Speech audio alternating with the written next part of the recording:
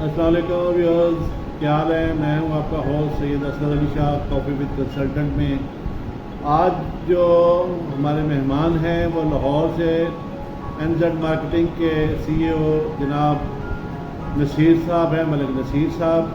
बड़े मंजे हुए रियल्टर हैं और बड़े अरसे से प्रॉपर्टी का काम कर रहे हैं। बड़ी मेहनत की है, बड़ा नाम बनाया है इन्होंने।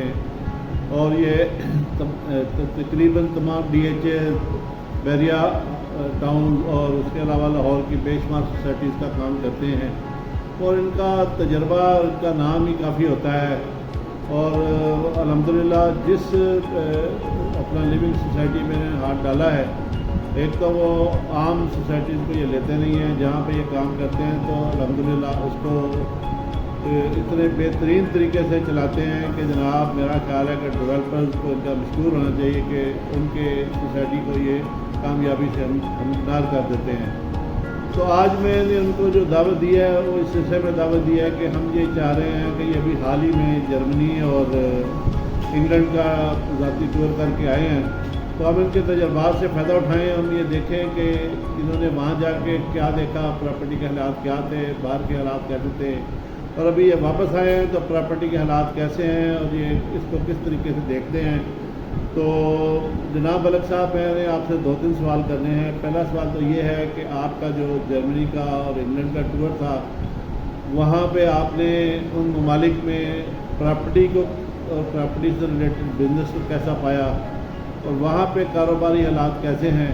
और उसके बाद जब आप अल्हम्दुलिल्लाह इस साल में गालिबन 2 टूर लगा के आए हैं, इंग्लैंड के भी और जर्मनी के भी, तो अभी आप वापस आए हैं तो अब आप कैसा देखते हैं कि रजीम चेंज के बाद अब नई हुकूमत आ गई है, तो क्या प्रॉपर्टी हालात बेहतरी की तरफ जा रहे हैं, और अगर ये जा रहे हैं तो कब तक आप समझते हैं कि प्रॉपर्टी दोबारा अपना खोया अरूज पालेगी, और इसमें आपकी क्या रिकमेंड करेंगे आप अपने क्लाइंट्स को कि वो इन्वेस्टमेंट का ये टाइम है या नहीं। तो इस बारे में आपकी माहिराना राय हमें चाहिए। आपको यूँ मलिक नसीर साहब। अस्सलाम वालेकुम व्यूअर्स, क्या हाल है। मैं हूं आपका host Syed Asghar Ali Shah coffee with consultant में। आज जो हमारे मेहमान हैं वो लाहौर से NZ मार्केटिंग के CEO जनाब नसीर साहब हैं, मलिक नसीर साहब। बड़े मंजे हुए रियल्टर हैं और बड़े अरसे से प्रॉपर्टी का काम कर रहे हैं। बड़ी मेहनत की है, बड़ा नाम बनाया है इन्होंने। और ये तकरीबन तमाम DHA बैरिया टाउन और उसके अलावा लाहौर की बेशुमार सोसाइटीज़ का काम करते हैं और इनका तजर्बा, इनका नाम ही काफ़ी होता है। और अल्हम्दुलिल्लाह जिस अपना लिविंग सोसाइटी में हाथ डाला है, एक तो वो आम सोसाइटीज़ को ये लेते नहीं हैं, जहाँ पे ये काम करते हैं तो अल्हम्दुलिल्लाह उसको इतने बेहतरीन तरीके से चलाते हैं कि जनाब मेरा ख्याल है कि डेवलपर्स को इनका मशहूर होना चाहिए कि उनके सोसाइटी को ये कामयाबी से हमदार कर देते हैं। तो आज मैंने उनको जो दावत दी है वो इस सिलसिले में दावत दी है कि हम ये चाह रहे हैं कि ये अभी हाल ही में जर्मनी और इंग्लैंड का ज़ाती टूर करके आए हैं, तो हम इनके तजर्बात से फ़ायदा उठाएँ। हम ये देखें कि इन्होंने वहाँ जाके क्या देखा, प्रॉपर्टी के हालात क्या थे, बाहर के हालात कैसे थे, और अभी ये वापस आए हैं तो प्रॉपर्टी के हालात कैसे हैं और ये इसको किस तरीके से देखते हैं। तो जनाब मलिक साहब, मैंने आपसे 2-3 सवाल करने हैं। पहला सवाल तो ये है कि आपका जो जर्मनी का और इंग्लैंड का टूर था, वहाँ पे आपने उन ममालिक में प्रॉपर्टी को और प्रॉपर्टी से रिलेटेड बिजनेस को कैसा पाया और वहाँ पे कारोबारी हालात कैसे हैं।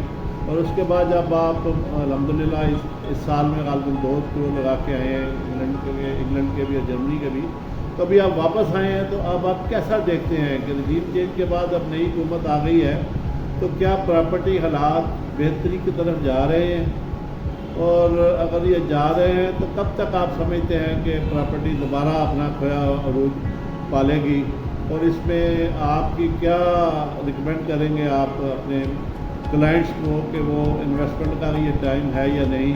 तो इस बारे में आपकी माहिराना राय हमें चाहिए। आपको यूँ मलिक नसीर साहब।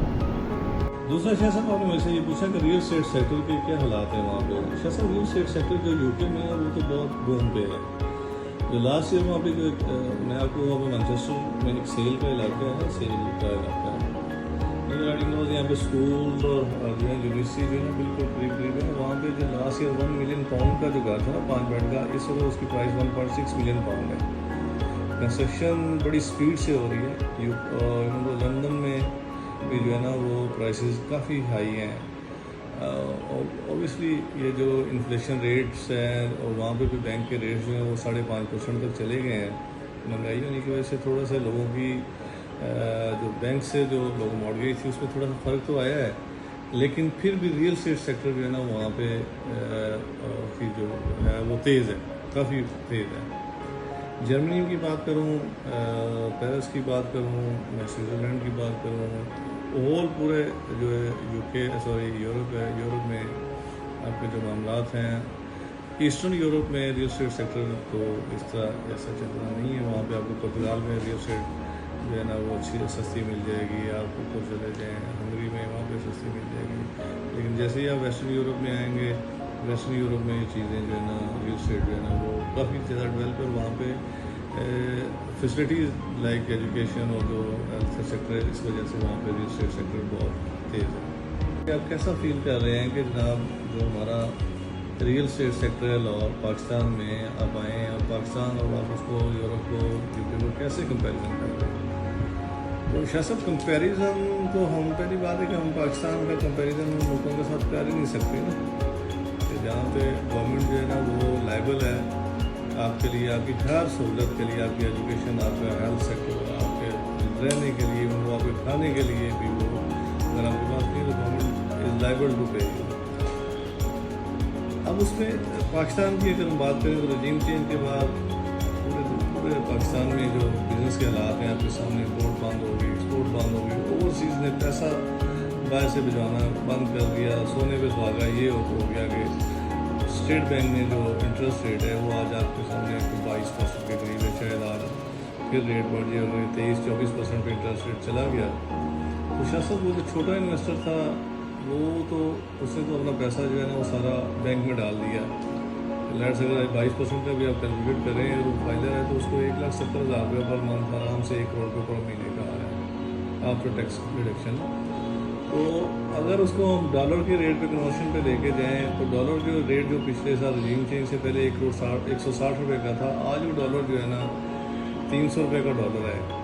تو اوورسیز جس نے پچھلے 15-16 مہینے پہلے پراپرٹی $1,00,000 کی لی تھی, 1,60,00,000 کی وہ پراپرٹی تھی, جس کی ویلیو ہوگی 1 کروڑ روپے.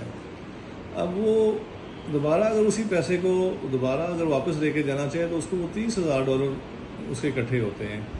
تو جب تک اوورسیز آپ کا انویسٹر اوورسیز وہاں سے پیسہ نہیں بھجوائے گا, آپ کا بینک انٹرسٹ ریٹس کم نہیں ہوں گے اور ملک کی اکانومی بہتری کی طرف نہیں جائے گی, اس وقت تک میں نہیں دیکھ رہا کہ ریئل اسٹیٹ سیکٹر جو ہے نا وہ کو بہتری کی طرف جائے. 1 2 3 جی شاہ صاحب, پھر آپ نے شاہ صاحب ایک جو سوال ہے کہ ہم کیسے اس کو, یہ جو ہمارا ریئل اسٹیٹ سیکٹر ہے اس میں اصلاحات جو ہیں وہ لائی جائیں, ہماری گورنمنٹ جو ہے اس کو ایک ریگولیٹری بنائے, اس کے اوپر اس کو ایک انڈسٹری کا درجہ دے. ریئل اسٹیٹ پوری دنیا میں ریئل اسٹیٹ سیکٹر جو ہے اس کو انڈسٹری کا درجہ دیا ہے, اور گورنمنٹ کی طرف سے ریلیف ہے. گورنمنٹ کی طرف سے ریلیف ملیں گے تو ریئل اسٹیٹ سیکٹر جو ہے نا وہ انشاءاللہ اوپر جائے گا. جب ریئل اسٹیٹ سیکٹر چلے گا تو اس سے گورنمنٹ کو ٹیکسز, اوبیسلی آپ دیکھ رہے ہیں پچھلے 2-3 سال ریئل اسٹیٹ سیکٹر چلا تو اس میں کتنے ٹیکسز جو ہے نا گورنمنٹ کو ملے ہیں. ابھی اس میں سجیشن گورنمنٹس کو گئی ہوئی ہیں, گورنمنٹ اس کو سنجیدہ طور پہ لے لے, کہ گورنمنٹ اس کو ریلیف دے ریئل اسٹیٹ سیکٹر کو, اور انٹرسٹ ریٹس کم ہوں, لوگوں کو موٹیویٹ کیا جائے. FDI جو فارن ڈائریکٹ انویسٹمنٹس ہیں اس کے اوپر گورنمنٹ کو زور دے, اور ہماری جو انڈسٹری ہے خاص کر انڈسٹری کے اوپر اگر ریلیف آئے گا, کیونکہ ریئل اسٹیٹ سیکٹر میں صرف ہمارا لوکل پیسہ تو وہی آتا ہے جو آپ کے پاس سیونگز ہوتی ہیں, اور اوورسیز جو ہے نا وہ پیسہ بھجواتا ہے جو اس کہتا ہے. اس کی آپ کے سامنے ایگزامپلز ہیں, آپ DSA بھاولپور کو دیکھ رہے ہیں, اتنے اچھا ڈیولپ ہوا ہے, اسٹیٹ آف دی آرٹ انہوں نے ڈیولپمنٹ کی ہوئی ہے.